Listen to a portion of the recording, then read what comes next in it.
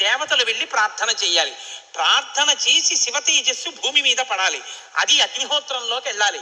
ఇది పంచభూతాత్మకమై ఆయన షణ్ముఖ స్వరూపంతో పైకి రావాలి.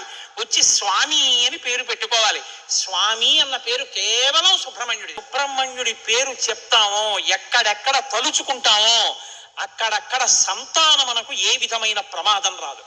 సుబ్రహ్మణ్యుడికి నమస్కారం చేస్తే కుజగ్రహ దోషం కూడా ఉపశమిస్తుంది. ఎక్కడెక్కడ షణ్ముఖుణ్ణి ఆరాధన చేస్తారో అక్కడ ఐశ్వర్యం పరిడవిల్లు. పక్కన ఉన్నటువంటి తమిళ దేశం, ద్రవిడ దేశంలో అంత ఐశ్వర్యం వచ్చింది, అన్ని పరిశ్రమలు వచ్చాయంటే కారణం ఏమిటో తెలుసా అండి? సుబ్రహ్మణ్యారాధన. వాళ్ళు విపరీతమైన సుబ్రహ్మణ్యారాధన చేస్తారు.